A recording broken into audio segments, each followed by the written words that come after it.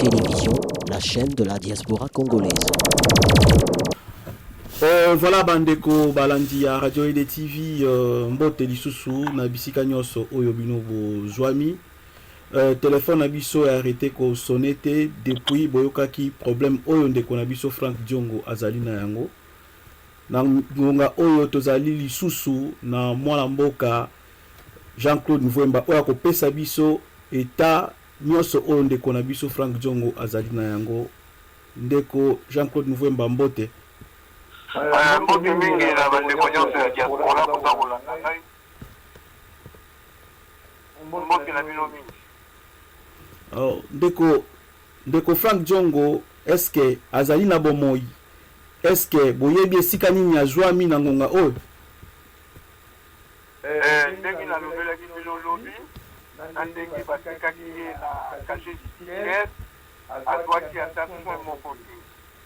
Lelo na ntongo na ba 10 heures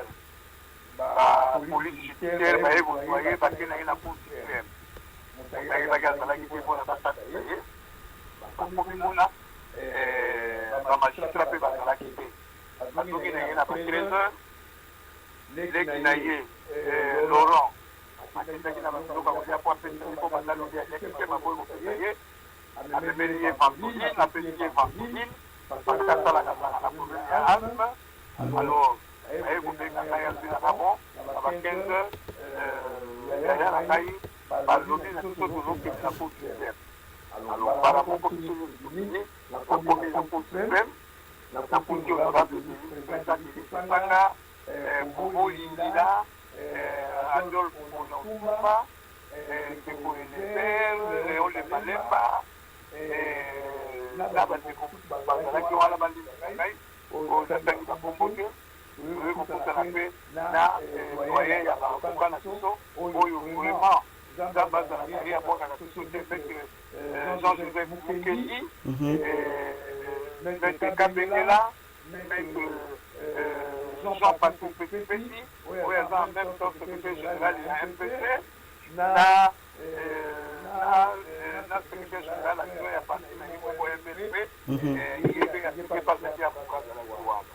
ndeko Frank Diongo tukuti ye na triko na ye makita elongi bota ya monene na ye triko bapesaki ye crosse ya monduki po nini azokoka koloba te donc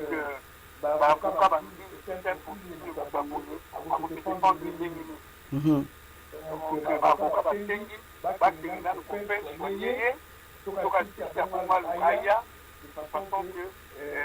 alekaka pote na basoda wana balusaki bakani mikel bazalaki mpe wana et vraiment tuka ndeko Frank Diongo soki lelo suku alalaki bongo kolonga koluka sangwama te yango wana ntango soki likambo ezali po kobelela omoni ata ndenge deja ezala sino na baedc ezala banani bachek pita ezala babonoin amba ezala bapastel bobo ezala babaketo bino nyonso bato wana ntango olobi yango makambo wana nyonso ekomi awa epi obebi nako mokulu asalaki na makambo sosoke makambo yango eleka mwa mbango donc voilà ndenge nazoloba na bino boye nauti kotika lipasa na Frank Diongo na klinike Ngaliema aza na soin d'urgence bazo donc atikaki wana donc lobi na sokotongo na kotonga nakisi natala ye natiki mama kuna natiki bandeko na mbele kuna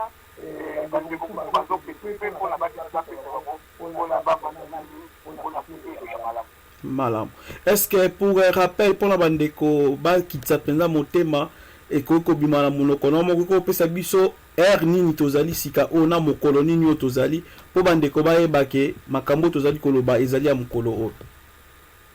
tozali 22h29 dans une minute elle peut couper 22h30 le 20 oui le 20 décembre voilà tozali na profité mpona kosentire na bandeko ya tiebele bakufi banda mokolo oyo ya lobi ti lelo oyo na ndenge bandeko tosala mabato et puis la profiter à le message au président Tshisekedi à l'ONU la biso pour reconnaître tout ce gouvernement auquel pouvoir auquel donc ça les yango nous allons dire la sango ba ya lobby nous va ça avec tout le lobby aujourd'hui bango ko ba mona tout le baki donc le gouvernement est dit et nous on va dire que Kabila nenga bisi ba militaire na ya ba GR na balabala ala ko na kutala pour bloc au nom de la dictature ou le constitution na biso et boya. Voilà.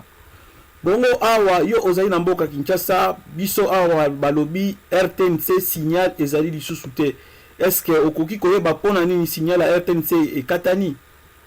Ah, dina la tela pona la ndala wana te. Na ndala ko ata mukete bino wa tapoto ba bola ndala ko. Biso pena ko la ndala ko te. D'accord. Na ndala ko te dina la no. Ah, mais quand vous appelez nous comme ça, au pesa bandeko mbala moko en direct baye ba soki message yango zali à solo to à lokuta bandeko tozali en direct na ndeko Jean-Claude Mvemba au Bouti Kolanda ndeko Frank Djongo azali na hôpital na Minitiko. Voilà, RTNC catholique.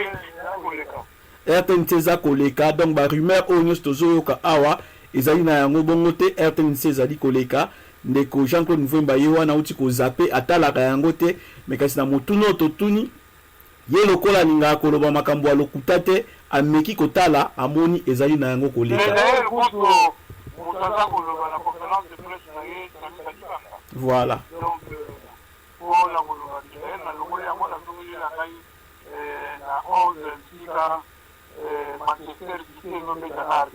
Voilà. Donc bandeko ba rumeur nyoso bozali koyoka bolanda te yango toyebisaka bino bosala attention na biyoka yoka na bikoma koma oyo nyoso leka na kati ya internet ezali ya kozwa yango na considération te pamba te banguna pe bazali kosala na sima ya internet mpona bayeba koderoute biso mpona bayeba kokimisa biso baobjectif na biso bouti kolanda ndeko na biso na oyo nyonso auti koloba ndeko Jean-Claude Mvemba soki ozali susu na likambo ya kobakisa mpona oyo etali mokolo ya lelo mpe na mikolo oyo ezali koya malobe epai na yo nakoloba kaka na bana bandeko ya badiaspora okontinue kaka demokrasia nde eloko eyaka mbala moko te tokokende na motina soka tolondelaka constitution tokutela constitution monsieur Kabila mpona biso toyebi kazaki te parce ya sotekiseke bakolo baita lobi donc oyo nyonso etikali babitimi na bankolo kaka banatela yango. Merci mingi ndeko Jean-Claude Mvemba. OD Télévision, la chaîne de la diaspora congolaise.